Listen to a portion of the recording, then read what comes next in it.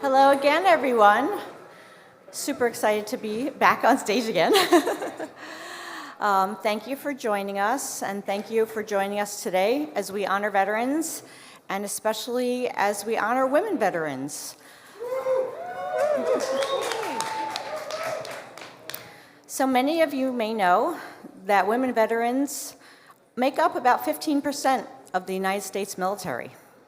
But many of you may not know that women veterans attempt suicide at twice the rate of their male partners. However, male veterans are more likely to complete a suicide attempt. We are working very hard to change those statistics by bringing awareness about women veterans and about what they go through. So today, I want to introduce my three amazing panelists, Michele, Alex, and Nadia. We're super excited to have them, and I'm going to ask them to share their stories. I am going to say that Nadia is a paramedic who's also served our country amazingly, and we're really excited that she's here with us today. So Michele? Thank you, Kimberly. Thank you for having me on stage and bringing more awareness around this. So I'm Dr. Michele Cox. I'm an osteopathic physician by training. Got to serve in the Coast Guard and the Navy, resigned my commission in 2017. And it was actually my amazing Marines that I served with last, Semper Fidelis for you guys out there, that really turned me on to wanting to perform better. And so it was actually regenerative medicine and performance medicine that brought me into psychedelic medicine. The other side of it, though, was the issue where they knew how to be great wartime fighters, and they were always in a state of readiness. But when they came home, no one really trains us how to stand down and be truly at ease. So that brought me along in this field, and I'm happy to say that having served veterans now, even serving them psychedelic medicine, ketamine therapy, like it's amazing to see the impact and to see the shift that people can actually heal from things like PTSD and suicidality.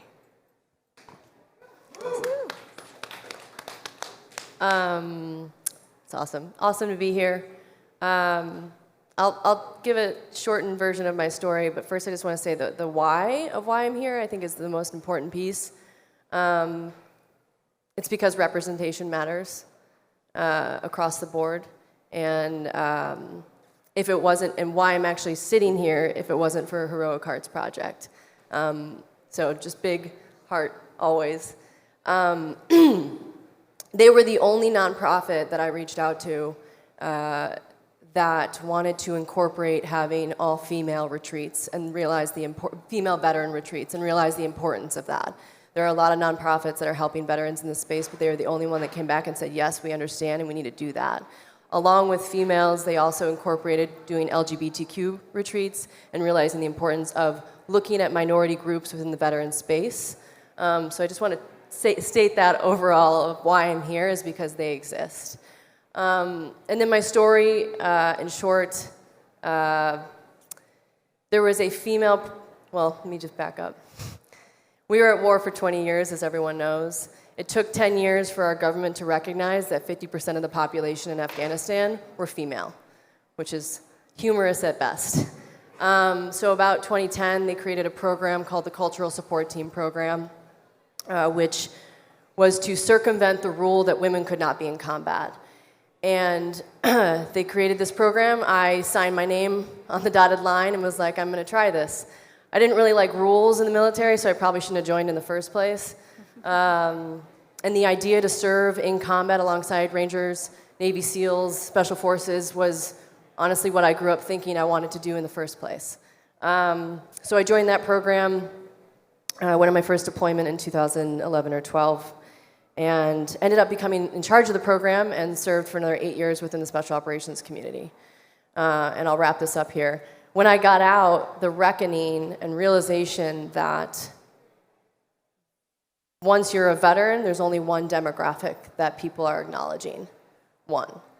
And there is all these assets and nonprofits and support systems and the VA and everything, but it is after one demographic.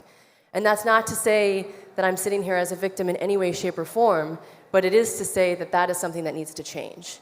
There is many, many women who have served in combat now. Many, many women who have military sexual trauma that need to be taken care of.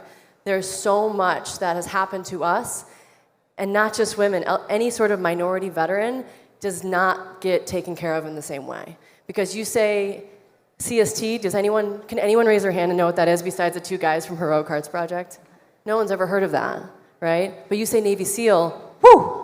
Everyone knows who that is, and that's great because they're amazing. And also, there's a lot of women now that are serving. There's Rangers that are females. There's SF girls that are females. It's a new world that we operate in, and we need to acknowledge that. So I think that's why I'll wrap that up, and I'll pass it on to you. Thank you. First, I just wanted to say it's such an honor to be sitting on a stage here with these incredible female veterans. I am a civilian medic. I did serve as a flight paramedic for 20 years. I had the honor of working alongside the U.S. Coast Guard and the Department of Defense in the earthquake deployment in 2021 in Haiti. It was such an incredible experience to fly in the helicopters as a civilian medic with the U.S. Coast Guard and the Navy helicopters. So I am not a veteran. However, I feel that first responders and veterans do share typically a similar journey.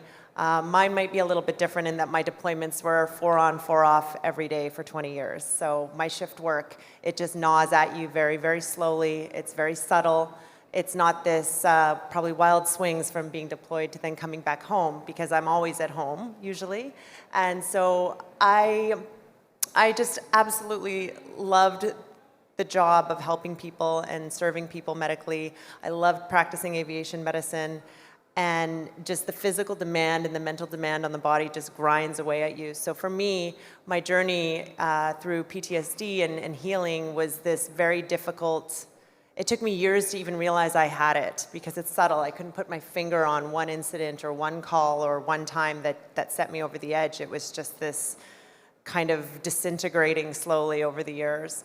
And how, we talk about how psychedelics helped us. I kind of have an interesting journey, and yes, I have taken the medicine and it has helped, but I just got the opportunity to work in this industry. So the very fact that I have a job in this space where I don't have to go back to being a paramedic has been probably the biggest blessing in my healing journey. And then just being surrounded in people like this, where I can actually talk about what I went through and not have to. It's kind of, you guys probably understand, you always get asked, well, what's the worst thing you've ever seen, or, these types of things. And so when you're in a room with people that you don't even have to talk about the war stories, I guess you can say, and they understand. So being able to work in an industry now where I get to be surrounded in really, really strong people, really strong women that are going through this has been incredible. Currently, I am the head of operations at Adamo Bioscience. We're working in the intersection of sexual health and psychedelics. Our founder and CEO is Dr. Molly Malouf. She is just an incredible woman to work under. I'm so happy to be working for a female founder that just provides me all the support I need. For an example, working for a company like that, and anyone who works in this space, the generosity that you get when you're working for a company that's trying to help people transform, they really ensure that their employees are transformed as well. And so, we support each other in terms of getting whatever healing modality we need from within our company. So I'm really, really blessed to be working there. And I feel like our journeys are probably similar in a sense, but I feel just very grateful that you guys invited me up to join you here today. So thank you. Thank you. And now I'm going to share my story. My story is a little bit different than your average story. I actually joined the Air Force at the age of 37, so I was old. I'd kind of always felt called to be in the military, possibly. I remember in nursing school when the recruiters came out and talked to us, and I was like, oh, it's an interesting idea, thought about it, but didn't do it. And at the age of 37, I had a complete midlife crisis. Had a lot of stuff happen in my family. Things went on, and I didn't know what I wanted to do with my life. I had an employer who actually threatened to kill me. He pulled out a gun on me in his office because he decided he had a massive crush on me, and he wanted me to leave my husband for him. I didn't even know. Like this, I mean, I kind of knew he was flirting with me here and there, but like did not expect that. It was a complete crisis for me, total breakdown. And at that point, I said, I don't want to work in the civilian world anymore because they don't treat you nicely, and you get threatened your life. And I happened to be doing an online search, and I see U.S. Air Force nurse midwives wanted, and I'm like, there's midwives in the military? So I called up this recruiter, and I said, I didn't know there was midwives in the military. And he's like, there's been midwives in the military since the 1970s. So that's way before midwives were mainstream in the United States. And I was like, that's so interesting. And he was not letting me go. As soon as I made that phone call, he's like, you're joining the military.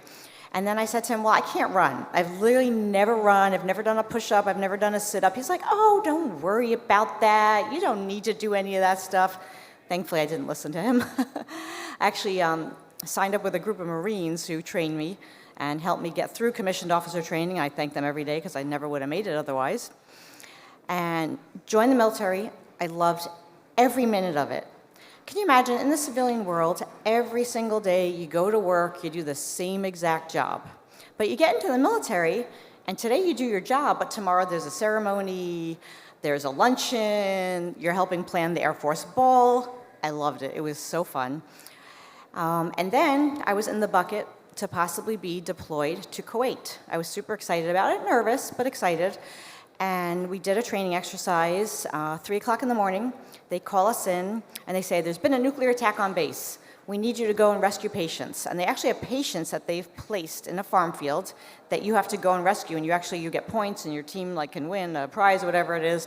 So we're running around 3 o'clock in the morning, and unfortunately, I tripped and fell. I don't know to this day, rabbit hole, root in the field, whatever it was, went flying, caught myself on my arm, had terrible pain, finally went to the doctor, and they said I tore some ligaments, I needed surgery, and I went and had surgery, woke up from surgery with the most bizarre pain in my arm. I felt like someone had taken a match and lit me on fire. And my arm started to swell and swell and swell like a balloon. It was really bizarre, and I was like, what the heck is going on here? Went back to the hand surgeon a dozen times. He's like, I don't know, I've never seen this before, don't know what to do with you. He finally dismisses me from care. Kept going back to my primary care doctor, but unfortunately, at that time, there was massive budget cuts in the military, and the primary care team was told, don't send anyone to specialists. So he just kept sending me back to physical therapy, more physical therapy. Finally, after 10 months, I'm begging and pleading, like, you gotta send me to neurology or something, because nothing's working, I'm in dire pain, I can't do my job, I haven't done my job in 10 months, I haven't delivered a baby, I'm not doing pap smears, not taking care of my patients, my women, and they're all begging me to come back. So he finally sent me to a neurologist who said, oh yeah, you have complex regional pain syndrome, also known as CRPS, and if you had been here within the first couple months, we could have tried a nerve block, which sometimes can actually reverse it, but at this point, there's nothing I can do for you. Here's opiates, here's gabapentin, here's Lyric. I threw every drug you can imagine. I thank God to this day that none of them work for me. Really, I don't want to have had dealt with the whole opiate thing and addiction and all that stuff. But unfortunately, I didn't get any better either. And then in December of that year, we had a huge ice storm in St. Louis, where I was living, and I fell in the black ice, and literally within minutes, the CRPS spread into my leg and started attacking it. So at that point, my commander says, well, I guess you're not working anymore, so I think we're going to put you in for a med board. And I was very lucky. The military took care of me, and I got retired, not separated. But at that point, I fell into a very deep depression because not only did I lose my military career, I lost myself because my whole self is about taking care of others. That's what I do. I am the helper. I help others.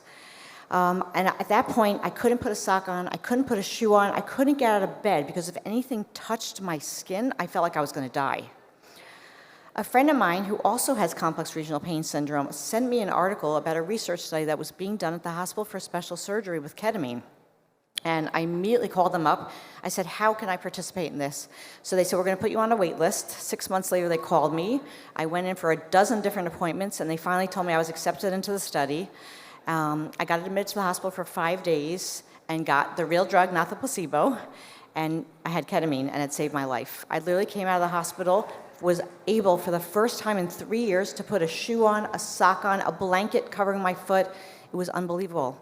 I had a 50% reduction in pain. I no longer wanted to commit suicide, and my depression, PTSD, I mean, everything was improved. So then I said, well, I need to talk to others about this, because this is incredible. So I actually ended up starting a Facebook group, which now has over almost 13,000 ketamine patients from around the world, pretty evenly divided between patients who are getting ketamine for mental health and ketamine for depression or PTSD or similar mental health, chronic pain. And through that, I realized that there's a couple big issues out there. And number one is there's no access because there's no coverage. So especially for veterans who don't have millions of dollars, especially a lot of women veterans who are living either single or a one-income family, they can't access it. So we decided to start an organization to help people access ketamine. And that's called the Ketamine Taskforce, and we've been fighting and trying to help veterans to access ketamine. But also, back to women veterans, I know I went a little off topic there. It's hard to get recognition as a women veteran. There is no question about it. So I'm going to ask my other panelists here to share a story about when you were not recognized as a women veteran and when, how that made you feel and how you brought home to the person who didn't recognize you the fact that you are the veteran. So very often I go into the VA. I'm in my wheelchair. I'm handing my VA ID card to the security guard, and he's thanking my husband for his service. And that happens daily basis. So it's so frustrating to not be recognized. Thank you, Kimberly. Well, for me, I remember when I joined before 9/11, give you my age a little bit, there weren't very many females in my unit, and I will say at the time there was only 2. We were supposed to have at least 2 women there. And every single woman beforehand, I just want to say how challenging it was. It's getting better. They'd either been committed into a mental hospital. My roommate ended up taking her life because she was gang raped. I ended up being drugged multiple times, which I did not remember until an ayahuasca journey a couple of years ago. And I had been raped several times by my fellow service members. So that's the part I want to shed light on today as well, and I'm glad you brought it up, Alex. And, just being in the Middle East, there's very few of us there. I speak Farsi. My dad's here. My awesome husband, met him in Bahrain. I got to serve in Qatar and Kuwait, also with the Coast Guard down in the Keys doing drug busts and law enforcement. And just like you, most of the time people, no offense, honey, they acknowledge my husband. It's being a veteran, right? And rarely, are we seen in that light for some reason. So just grateful for the opportunity, and hopefully we'll bring more awareness as we do right now on stage. And then through awesome events, through your foundation, through Ketamine Taskforce as well, and Healing Our Heroes, and the awesome people who are hiking 105 miles today up to Port St. Lucie to bring awareness. Yeah, awesome.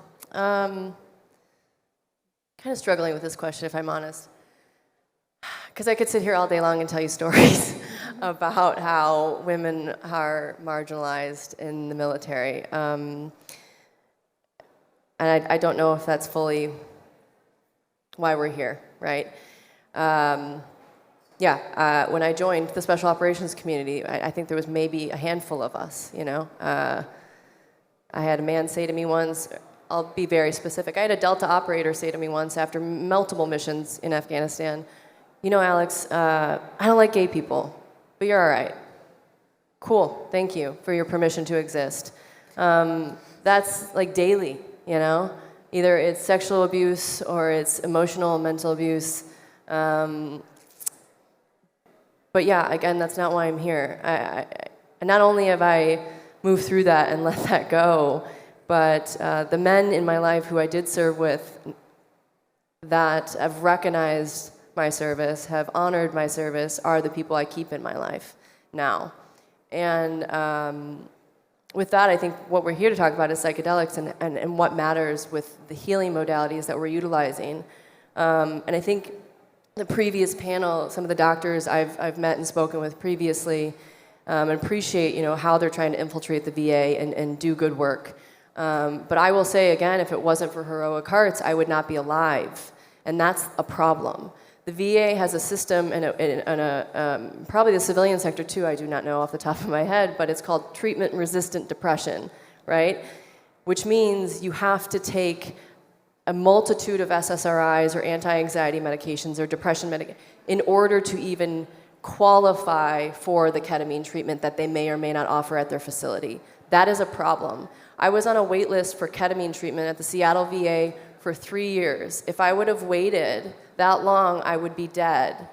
That is a problem. If it wasn't for heroic hearts sending me out of this country to utilize psilocybin ayahuasca, I would not be here. So that's what we should be discussing, right? The issue with what we're and how we're handling veterans and their mental health. And another thing, back to the first point I said with females, is we do have our own set of traumas that we're walking away from with the military. It's not just that I served in combat. It's that I served in combat, and even after missions that I proved myself over and over and over again, I was still treated like dog shit, excuse my language. I was subjected to living in a tent when the rest of them got to live in a hard-standing building because I had private parts that they didn't have. That's an issue, right? I didn't get the same gear that they got. The gear didn't fit me because I'm different than them. We have an issue that we need to address, right? So all of those problems compiled on top of each other are why we've been doing these all-female veteran retreats. Because take the medicine out of it. It doesn't matter what medicine you're talking about. Having 10 to 15 women sitting around in a circle talking about these things for real, having true and real honest conversations about how they were treated for the first time in probably their entire lives is life-changing. I can see it in these women's faces every time we go. I'm going down there in a few weeks for another one with another group of 15 women. To see them come out of that and just feel a sense of relief, a sense of camaraderie, a sense of love, that, oh my gosh, I'm not the only one. That's why we should be here having these conversations. And more women like us speaking out about this, because I can tell you we have only 300 CSTs that exist in the military, but they're all terrified to do this work. They're all terrified to do this medicine. So there needs to be more of us women speaking about it and saying, hey, this helped, this healed me. I don't take any medications, and when I got out of the military, I was prescribed 14 different medications. 14 different medications. That is a problem. And I think I'll stop there, but because I could be on the soapbox all day long, but I just think we need to reiterate the fact that, yes, we exist. We need help too. And we need people who are not in the military, not associated with the military, supporting us to get the word out that this is beneficial, that this is saving lives. Because yeah, maybe, I don't know that statistic, I've never heard it before, it's very fascinating. Maybe we are not successful, but I sure as hell know a lot of women who are burning themselves into the ground right now, who were beautiful human beings and are no longer able to function, can't work, are addicted to drugs, or on the streets, because they haven't gotten the help and need and support that they deserve. So I'll get off my soapbox. This is a soapbox. That's why you're here.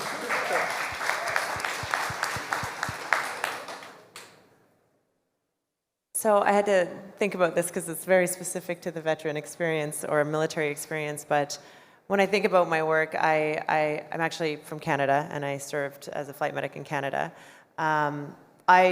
What was it, 8-9 years ago? So I'd worked as an advanced life support paramedic doing ground ambulance work, and then I wanted so badly to be a flight paramedic. But it was kind of a small elite group of paramedics in a service of almost 5,000 people. And you got handpicked, and women didn't get picked at the time. And this was only 8 years ago, 8-9 years ago.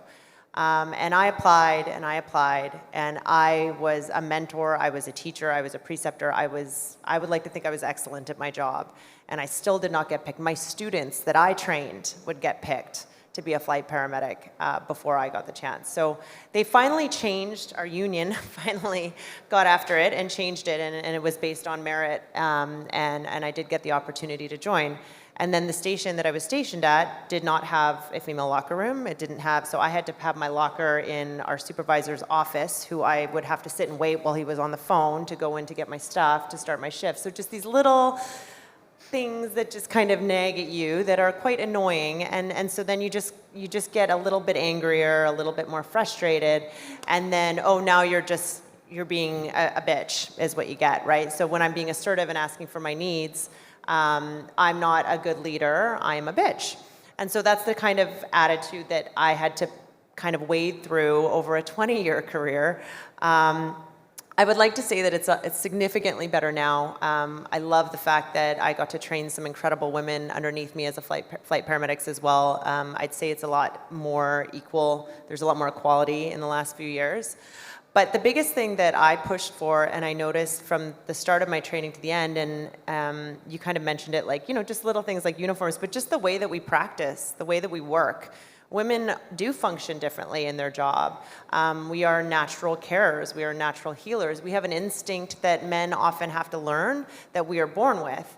And so they kind of try to beat that out of you, certainly in medicine, and that the way that you practice is very logical and step-by-step and methodical, and that's fine. And it's probably in any process you do, whether it's in medicine or in the military, and that's the way the men do it. We have to think it out and work it out, whereas women can very instinctually often get to the end zone before, and they'll go, well, how did you get there? And you go, I don't know, I just did. I just know. I just felt it. And so you get punished for that because you're being irresponsible as a practitioner because you can't explain how you got from A to B. And so I really started pushing to allow women to train a little differently in the way that we work in medicine and the way that we handle patients and the way that we even move through anything it's just differently. We just do it differently. And so the support, I think, is coming, but I think that's a big thing that needs to be recognized more in any male-dominated job where women are working in. Just the recognition that things can be done differently and can be done doesn't necessarily mean softer or, but that is, often the way women are. So I love that that's changed a bit. I'm seeing it through my colleagues that I still stay in touch with that at work, that it's gotten a lot more opening and welcome to women in the space. So I love that. But I wanted to touch on something you said about the being scared to do the medicine.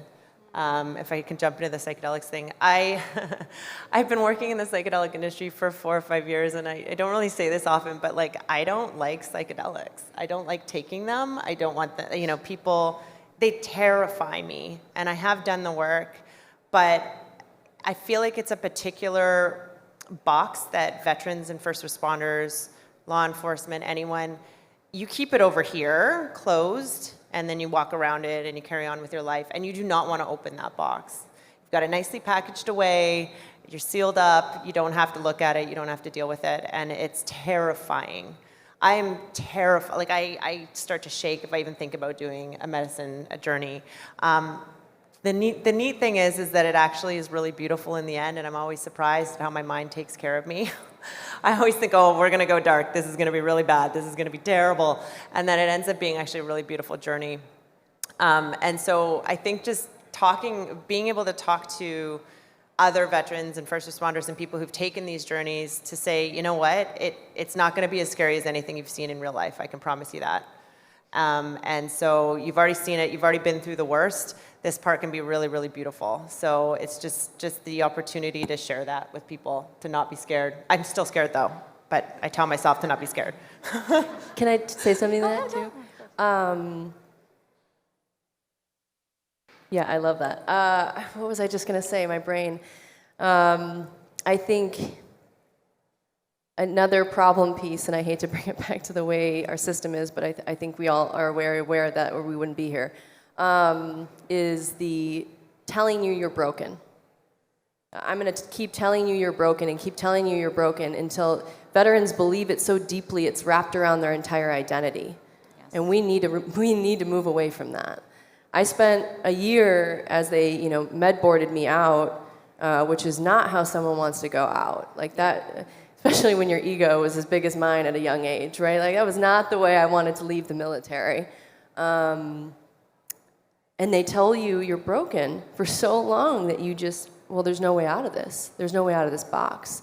And what this medicine is doing, as so many of you know, is making you realize that you are the medicine, that you are okay, that you are not broken, that if you do the work and you do the integration that Jared had talked about earlier on the earlier panel, and you keep showing up for yourself every day, that's the change. And that's how we get better as a collective.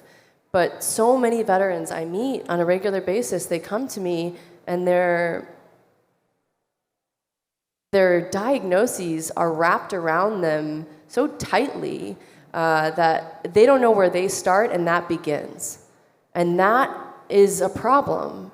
When I see people wearing their diagnosis on their shoulders like as badges of honor, I come at them obviously with curiosity, but why? Yeah. What else is there? What is underneath you? And if you don't know, let's fucking find that, because I can promise you it's so much better than what PTSD is or whatever you think you are because of what happened to you. Let's get rid of those stories and move through it, you know? Like the panelist earlier was saying, I like to say it's a box within a box within a box. We have shoved that shit so far down that it's gonna take a lot to get out. But once you do, your life is so much better and so much more beautiful, and there's so much else on the other side of that. So yeah, maybe it is scary, but we have to have these conversations to show them that, like, look at me now, right? You know, look at me now, I'm alive, I'm happy, I wake up every day and I'm like, man, there is not enough time left in my life to accomplish and be and love all the things I want to do, you know? So that was my own. Yeah, thanks. So when you said a box within a box within a box within a box, like, it reminded me of this last year. So this time last year, I was involuntarily committed into a psychiatric hospital, not just anyone, the Miami VA. And I want to say that the journey to unpacking all of this trauma, you know, like, it was beautiful and it was great and I had awesome support, but I also want to bring caution to this space. There is, like, such a need for being trauma-informed, such a need for understanding something called reactivation, such a need for understanding the power of these medicines and these tools, like and continued integration. So 6 times against my will last year to finally break through the box and the box and the box. And it was buried in a misdiagnosis. And I want to say thank you to the Amen Clinic for, you know, pointing that out. Imaging tech, it's our friend and our tool that we should be able to use. But I want to your point to Nadia, talking about sex and psychedelics, we haven't even brought that up yet too, if that's all right. You know, working through that trauma, I'm having orgasms like I've never had before. So woo, you know. You know, and that's important with military sexual trauma. It's just like, I used to say military sexual trauma. I would never say the word rape. Why? Because it was so emotionally charged, and it was my awesome friend Josh, who's sitting here, that's co-founding the Psychedelic Exchange with us to hopefully connect more veterans with clinicians that provide this amazing therapy, that said, Michele, why was that? Why did you never say the word rape? And I was like, because I'm not a victim. I was like the exact opposite. You know, like, I'm not broken. I'm not a victim. I don't need this kind of help. And so, like, on the other side, there's so many of us that, like, it took me 20 fucking years, guys, to, like, and I'm still working through it. And so, like, I also want to say on the other side of that, like, you know, my voice is cracking because it's true. It took a long time, and it took every force of the universe to, like, finally crack me open and recognize what happened. So, thank you.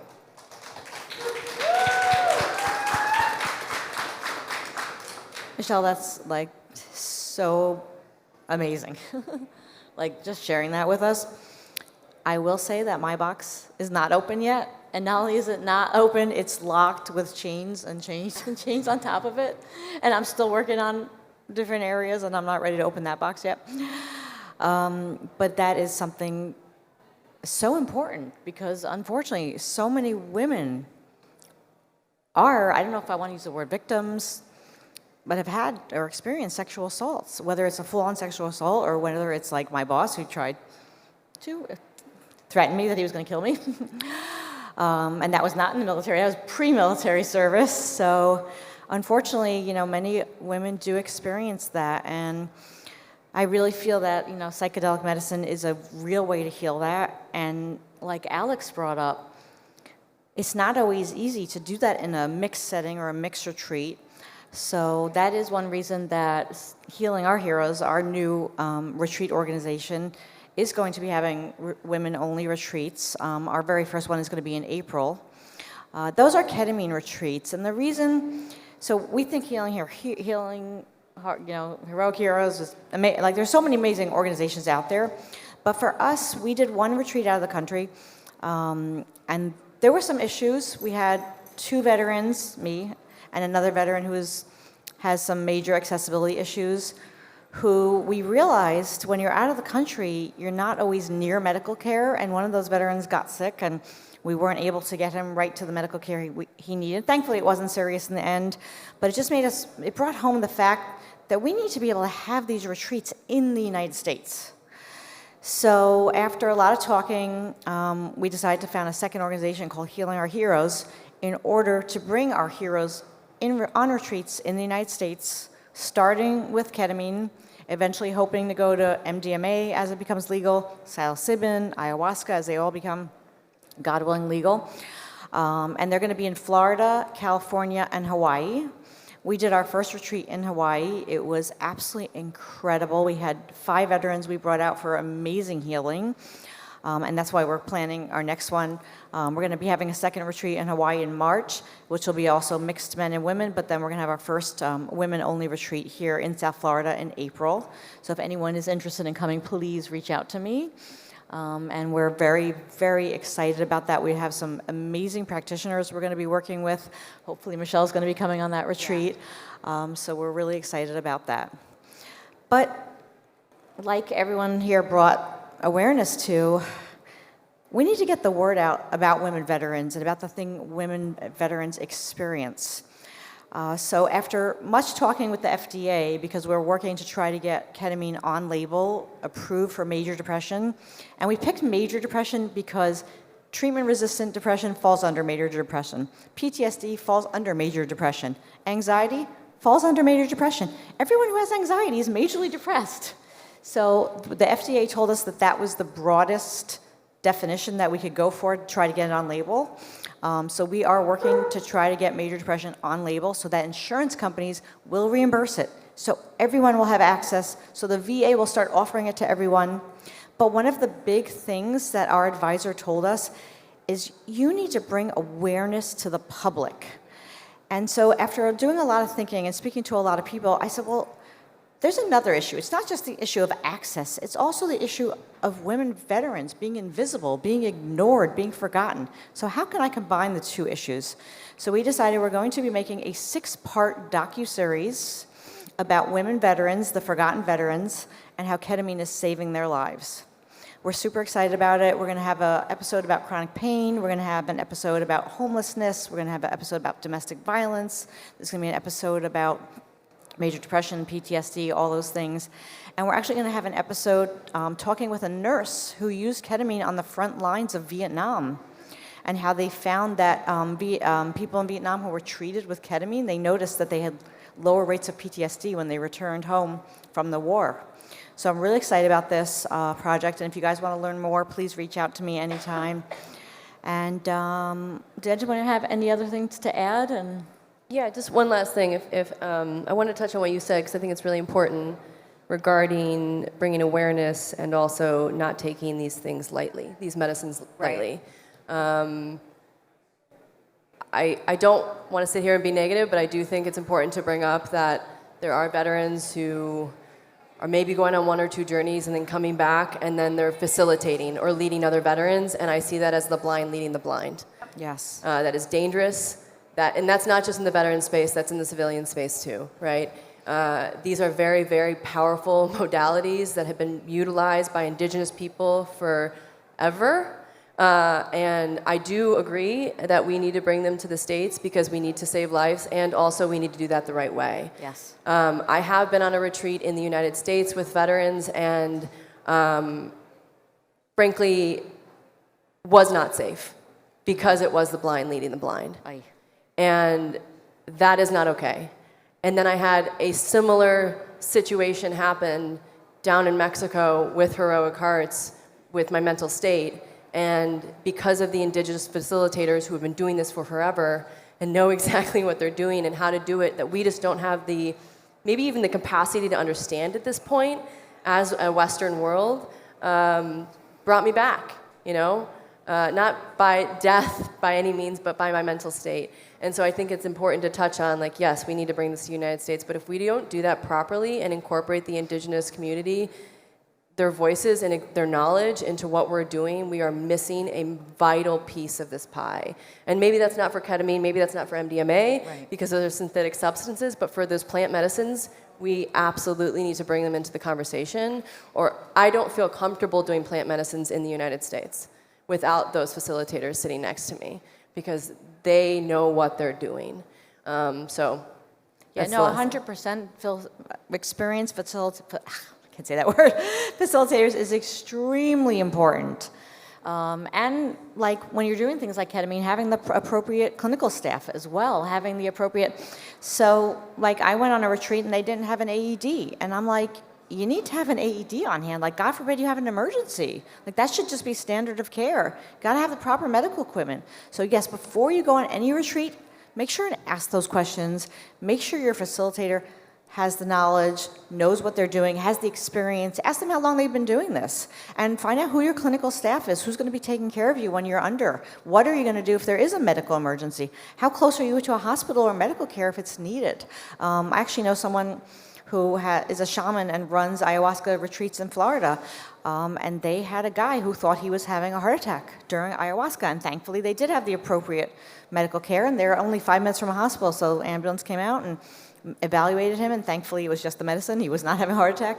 But again, they did everything correctly. So that's super important, and yes, 100%. It is so important to make sure you are going to the right people and, you know, having someone with experience who is taking care of you. I now want to open it up for questions, if anyone has any questions. Hi. Hi, great to hear you all speaking. I definitely resonate with a lot of what you were saying. I myself am an infantry officer in the reserve, and that othering, when you're standing there and you're the only bloody woman in a whole company, can be quite frightening. I can see why you would want to have all women retreats in that nature, particularly given the nature of a lot of the PTSD that is developed by women veterans. So going beyond the retreat, talking a little bit about the integration part, is there something that you guys think is specific for women and women veterans in particular that needs to be considered when you look at integrating these experiences? You can absolutely go. I think that's an amazing question, great question. I think that's something that Jared and I have spoken about on countless occasions, and I think as the lead integration coach for Heroic Hearts, he does an excellent job of pairing female veterans, or I'm just going to use the word minority veterans, with a person who maybe feels, looks, sees, has experienced the similar things as them. And that is so, so important to the integration piece. The individuals that I have worked with and coached are either queer or a female who have been in infantry units or combat, and I can see them, I can relate to them, I can understand them, and mirror back to them what they need to work through. From a clinical stance, I'm going to stand down and let someone else answer that question, because that's not my role. But I do think, again, back to my first point when we started this, is representation matters. Across all aspects of the healing process, right? So when we do these retreats, we have females there to hold space for them, and we have male facilitators to hold space. Because for me, I'll give you an example. On my first or second retreat, I needed to heal that wound. That was the Navy SEAL, you know? And I didn't know it, but at the end of my journey, I sat there and held him, one of the Navy SEALs that was holding space, and cried like a baby for about an hour because we needed to move through that together. So that is also important, right? But yeah, having representation throughout your healing process is a very important piece of the integration part. Yeah.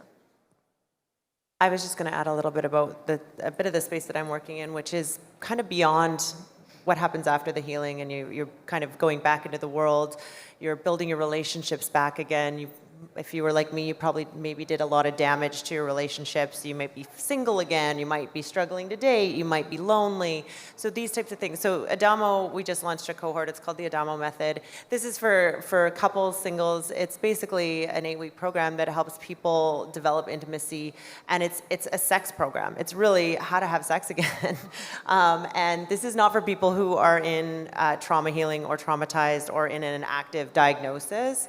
But sometimes we forget that, like, okay, well, now what? Now I've gotten better and I found the right medications, I did the right treatments, I did the right programs. How do I have sex with my partner again? That's a question that people sometimes don't, you just forget about it. Your whole life has been survival. You maybe forgot about that relationship in your life. And this is open to everyone, LGBTQ, everyone can join this program. But it's just one piece, but something to think about, right? Right now, that has nothing to do with psychedelics. It's just a program. But then there's other things out there, like learning, picking up a hobby, going to do something maybe you used to do when you were younger, playing a sport. Like, I feel like the integration doesn't stop when you can say you're healed. So just things, I love to see that there's more opportunities out there for people to get back to living again. And living a really happy existence again. We've never fully healed. I know.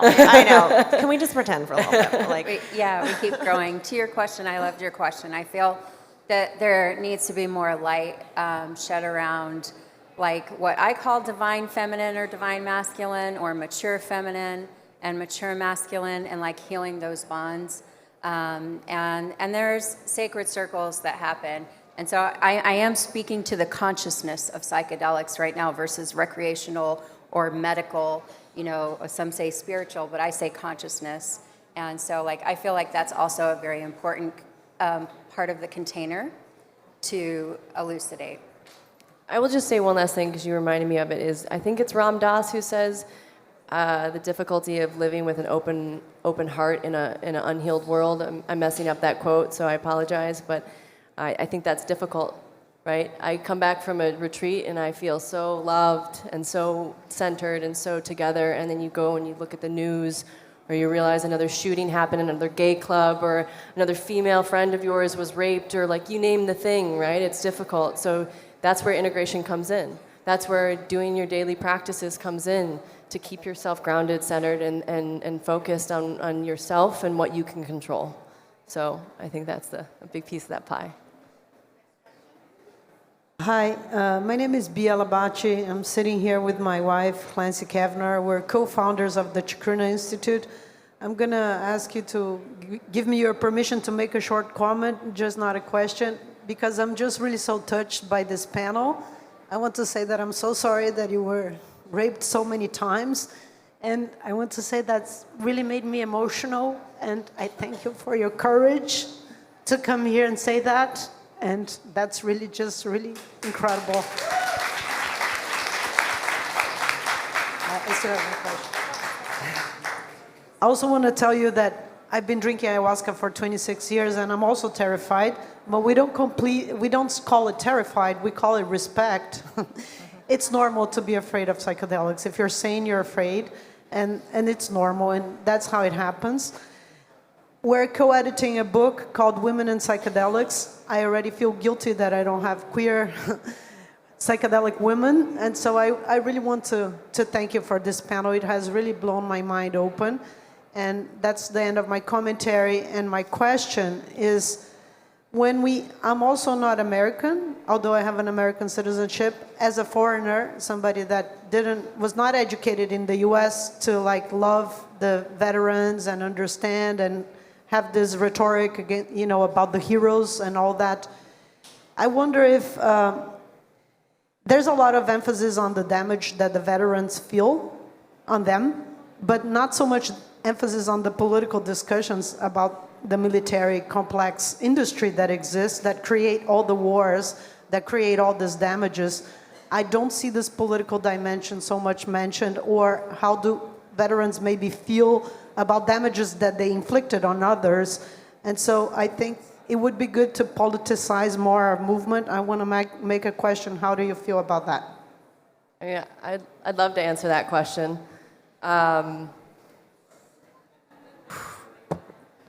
When I got out, one of the things that, or actually no, after, when the Afghanistan pullout happened and we all witnessed that destruction, one of the things that aided me the most was that the global war on terror and the similarity between the Vietnam War, I think we all can draw a very clear line between those two conflicts.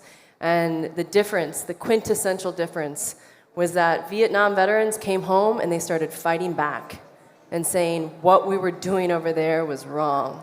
And this is my personal opinion. I may not, every veteran in the room may not agree with me, so I apologize. But no, I don't apologize, because I think we did not come home and we did not say what we are doing over there is wrong. I don't know if anyone's read the Afghanistan papers, but I recommend you read them. We should have left Afghanistan within 6 months, and we did not. We stayed for 20 years.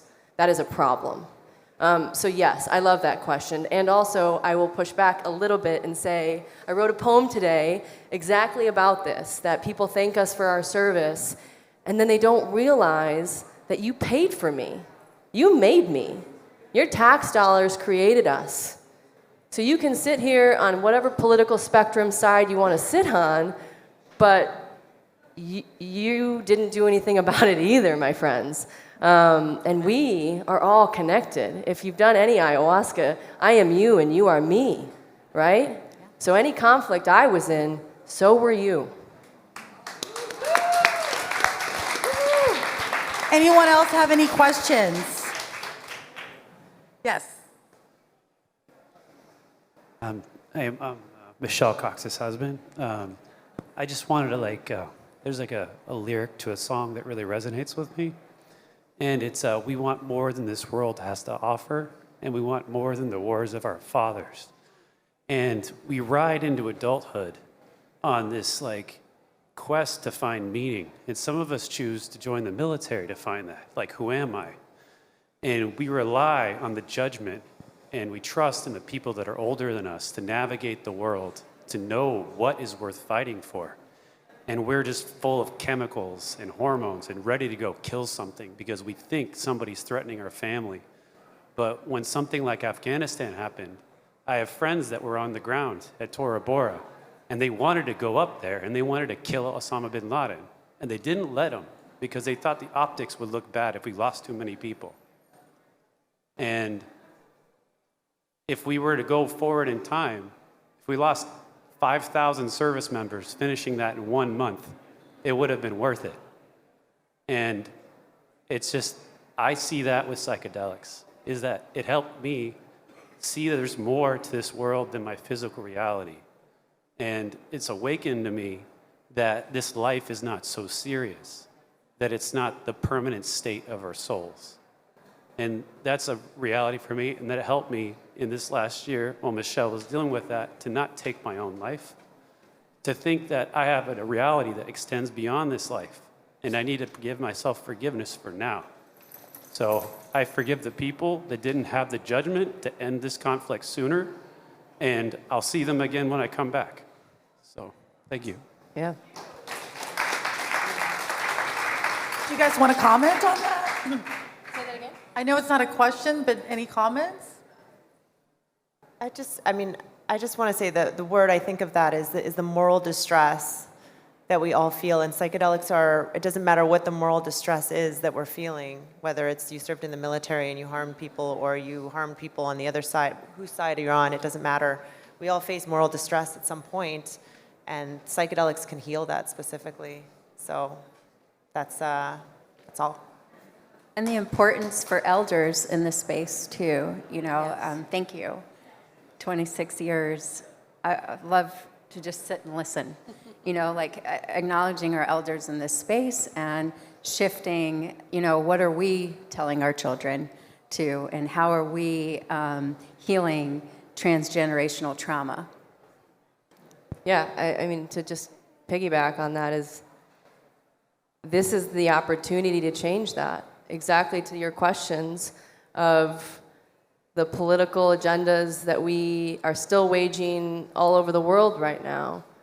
The veterans in this movement have an opportunity to speak up and voice their opinion about the judgments that our government has made that may or may not have been correct and are continuing to not be correct. Like, I've forgiven myself for my transgressions so I can move through this world as a healthy, happy human.